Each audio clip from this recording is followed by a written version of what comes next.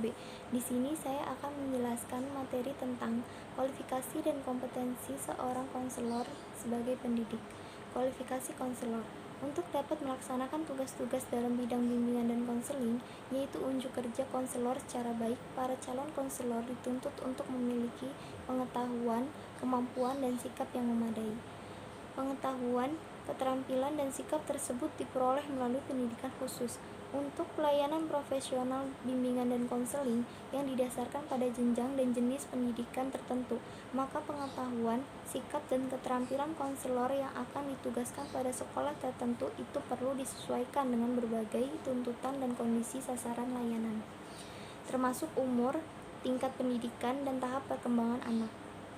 Dalam Peraturan Menteri Pendidikan Nasional Nomor 27 Tahun 2008 tentang standar kualifikasi akademik dan kompetensi konselor telah membahas persoalan-persoalan yang berkaitan dengan kualitas seorang pembimbing atau konselor di sekolah.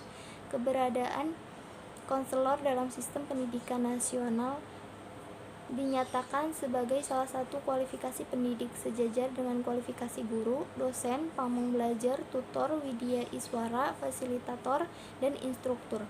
Masing-masing kualifikasi pendidik termasuk konselor memiliki keunikan konteks, tugas, dan ekspektasi kinerja. Standar kualifikasi akademik dan kompetensi konselor dikembangkan dan dirumuskan atas dasar kerangka pikir yang menegaskan konteks tugas dan ekspektasi kinerja konselor. Petugas bimbingan dan konseling profesional adalah mereka yang direkrut atau diangkat atas dasar kepemilikan ijazah atau latar belakang pendidikan profesi dan melaksanakan tugas khusus sebagai guru BK. Petugas bimbingan dan konseling profesional rekrut atau diangkat sesuai kualifikasi, keilmuannya, dan latar belakang pendidikan seperti diploma 2, 3, atau S1, S2, dan S3, jurusan bimbingan dan konseling.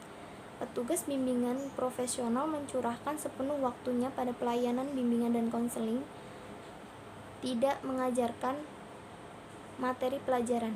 Sedangkan tugas BK non-profesional, mereka yang dipilih dan diangkat tidak berdasarkan keilmuan atau latar belakang pendidikan profesi.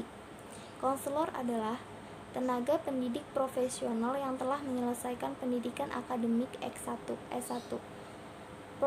Program studi bimbingan dan konseling dan program pendidikan profesi konselor dari perguruan tinggi penyelenggara program pengadaan tenaga kependidikan yang terakreditasi. Sedangkan bagi individu yang menerima pelayanan profesi bimbingan dan konseling disebut konseli. Dan pelayanan bimbingan dan konseling pada jalur pendidikan formal dan non-formal diselenggarakan oleh konselor. Kualifikasi akademik konselor dalam satuan pendidikan pada jalur pendidikan formal dan non-formal adalah 1. Sarjana pendidikan S1 dalam bidang bimbingan dan konseling. 2. Berpendidikan profesi konselor. B. Kompetensi konselor. Sosok utuh kompetensi konselor terdiri atas dua komponen yang berbeda, namun integrasi dalam praksis sehingga tidak bisa dipisahkan, yaitu kompetensi akademik dan kompetensi profesional. Ada beberapa kemampuan dasar yang harus dimiliki oleh seorang konselor, diantaranya adalah 1. Memahami secara mendalam konseli yang hendak dilayani. A. Menghargai dan menjunjung tinggi nilai-nilai kemanusiaan, individualitas, kebebasan memilih, dan mengedepankan kemaslahatan konseli dalam konteks kemaslahatan umum. B. Mengaplikasikan perkembangan fisiologis dan psikologis serta perilaku konseli dalam bingkai budaya Indonesia dalam konteks kehidupan global yang beradab. 2. Menyelenggarakan bimbingan dan konseling yang memandirikan. 3. Menguasai landasan teoritik bimbingan dan konseling. 4. Mengembangkan pribadi dan profesionalitas secara berkelanjutan. Kompetensi dasar yang seyogianya dimiliki oleh seorang konselor dalam melaksanakan kurikulum berbasis kompetensi adalah sebagai berikut. 1. Penguasaan wawasan dan landasan pendidikan. 2. Penguasaan konsep bimbingan dan konseling. 3. Penguasaan kemampuan asesmen. 4. Penguasaan kemampuan mengembangkan program bimbingan dan konseling. 5. Penguasaan kemampuan melaksanakan berbagai strategi layanan bimbingan dan konseling. 6. Penguasaan kemampuan mengembangkan proses kelompok. 7. Penguasaan kesadaran etik profesional dan pengembangan profesi. 8. Penguasaan pemahaman konteks budaya, agama, dan setting kebutuhan khusus. Agar guru pembimbing itu profesional dalam mengelola sistem layanan bimbingan dan konseling di sekolah, maka kedelapan kompetensi dasar guru pembimbing di atas perlu dikuasai dengan baik. Mengacu kepada 4 kompetensi pendidik sebagai tertuang dalam PP 19 tahun 2005. Kompetensi akademik dan profesional konselor dipetakan dan dirumuskan dalam kompetensi pedagogik, kepribadian, profesional, dan sosial sebagai berikut. Kompetensi pedagogik. 1. Menguasai teori dan praksis pendidikan. 1. Menguasai ilmu pendidikan dan landasan keilmuannya, mengimplementasikan prinsip-prinsip pendidikan dan proses pembelajaran. 3. Menguasai landasan budaya dalam praksis pendidikan. 2. Mengaplikasikan perkembangan fisiologis dan psikologis secara perilaku individu. 1. Mengaplikasikan kaidah-kaidah perilaku manusia, perkembangan fisik dan psikologis individu terhadap sasaran layanan bimbingan dan konseling dalam upaya pendidikan. 2. Mengaplikasikan kaidah-kaidah kepribadian, individualisme, dan perbedaan individu terhadap sasaran layanan bimbingan dan konseling dalam upaya berpendidikan. 3. Mengaplikasikan kaidah-kaidah belajar terhadap sasaran layanan bimbingan dan konseling dalam upaya pendidikan. 4. Mengaplikasikan kaidah-kaidah keberbakatan terhadap sasaran layanan bimbingan dan konseling dalam upaya pendidikan. 5. Mengaplikasikan kaidah-kaidah kesehatan mental terhadap sasaran layanan bimbingan dan konseling dalam upaya pendidikan. 3. Menguasai esensi pelayanan bimbingan dan konseling dalam jalur, jenjang, dan jenis satuan pendidikan. 1. Menguasai esensi bimbingan dan konseling pada satuan jalur pendidikan formal, non-formal, dan informal. 2. Menguasai esensi bimbingan dan konseling pada satuan jenis pendidikan umum, kejuruan, dan keagamaan. Dan 3. Menguasai esensi bimbingan dan konseling pada satuan jenjang pendidikan usia dini, dasar, dan menengah. 4. Beriman dan bertakwa kepada Tuhan Yang Maha Esa. 1. Menampilkan kepribadian yang beriman dan bertakwa kepada Tuhan Yang Maha Esa. 2. Konsisten dalam menjalankan kehidupan beragama dan toleransi terhadap pemeluk agama lain. 3. Berakhlak mulia dan berbudi pekerti luhur. 5. Menghargai dan menjunjung tinggi nilai-nilai kemanusiaan, individualitas, dan kebebasan memilih. 1. Mengaplikasikan pandangan positif dan dinamis tentang manusia sebagai makhluk spiritual, bermoral, sosial, individual, dan berpotensi. 2. Menghargai dan mengembangkan potensi positif individu pada umumnya dan konseling pada khususnya. 3. Peduli terhadap kemaslahatan individu pada umumnya dan konseling pada khususnya. 4. Menjunjung tinggi harkat dan martabat manusia sesuai dengan hak asasinya. 5. Toleran terhadap permasalahan individu. 6. Bersikap demokratis. 6. Menunjukkan integritas dan stabilitas kepribadian yang kuat. 1.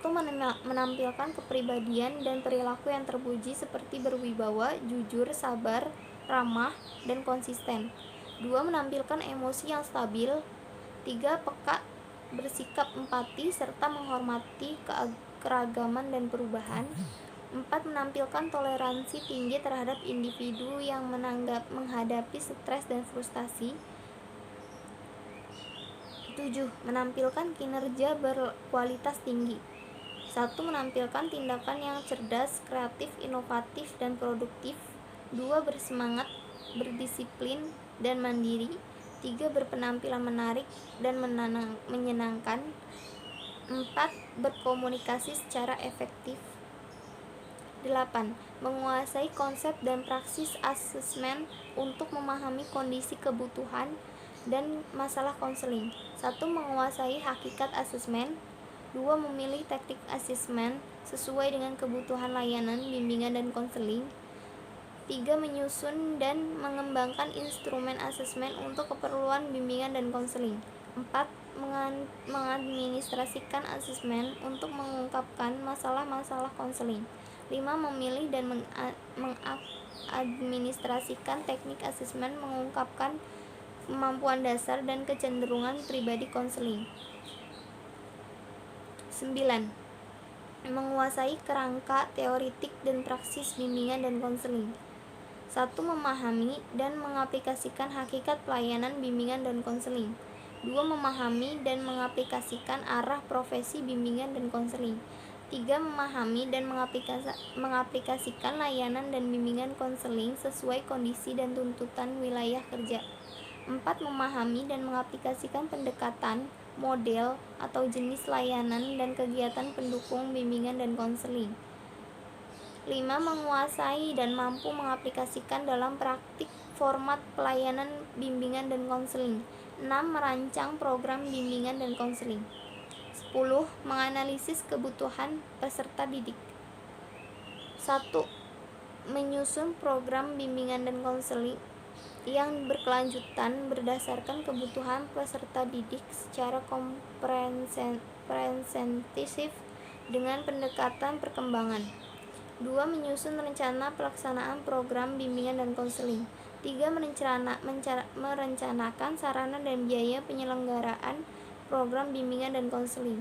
11. Mengimplementasikan program bimbingan dan konseling dan komprehensif. 1. Melaksanakan program bimbingan dan konseling. 2. Melaksanakan pendekatan kolaborasi dalam layanan bimbingan dan konseling. 3. Memfasilitasi perkembangan akademik, karir, personal, dan sosial konseling. 12. Menilai proses dan hasil kegiatan bimbingan dan konseling. 1. Melakukan evaluasi hasil, proses, dan program bimbingan dan konseling. 2. Melakukan penyesuaian proses layanan bimbingan dan konseling. 3. Menginformasikan hasil pelaksanaan evaluasi layanan bimbingan dan konseling kepada pihak terkait. 4. Menggunakan hasil pelaksanaan evaluasi untuk merevisi dan mengembangkan program bimbingan dan konseling. 13. Memiliki kesadaran dan komitmen terhadap etika profesional. 1. Memahami dan mengelola kekuatan dan keterbatasan pribadi dan profesional. 2. Bekerja dalam tim bersama tenaga para profesional dan profesional lain. 3. Menyelenggarakan layanan sesuai dengan kewenangan dan kode etik profesional konselor. 4. Mempertahankan objektif dan menjaga agar tidak larut dengan masalah konseling. 5. Melaksanakan referral sesuai dengan keperluan. 14.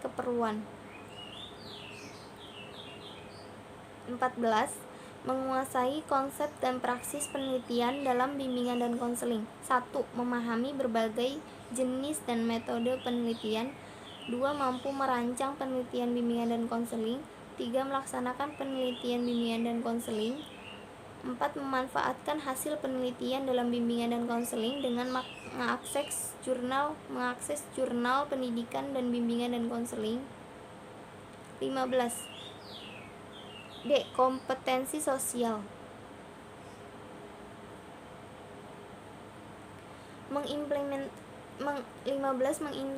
Mengimplementasikan kolaborasi intern di tempat bekerja. 1. Memahami dasar tujuan organisasi dan peran pihak-pihak lain, guru, wali kelas, pimpinan sekolah, madrasah, komite sekolah, madrasah di tempat kerja. 2. Mengkomunikasikan dasar tujuan dan kegiatan pelayanan bimbingan dan konseling kepada pihak-pihak lain di tempat kerja. 3. Bekerja sama dengan pihak-pihak terkait di dalam tempat bekerja seperti guru, orang tua, tenaga administrasi. 16. Berperan dalam organisasi dan kegiatan profesi bimbingan dan konseling.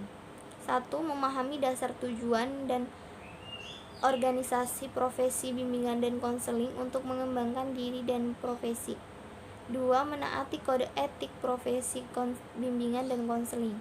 3. Aktif dalam organisasi profesi, bimbingan dan konseling untuk mengembangkan diri dan profesi. 17.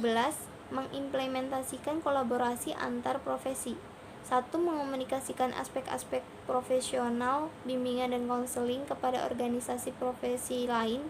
2. Memahami peran organisasi profesi lain dan memanfaatkannya untuk suksesnya pelayanan bimbingan dan konseling. 3. Bekerja dalam tim bersama para profesional dan profesional profesi lainnya. 4. Melaksanakan referral kepada ahli profesi lain sesuai dengan keperluan. Sekian dari saya, kurang lebihnya mohon maaf. Assalamualaikum warahmatullahi wabarakatuh.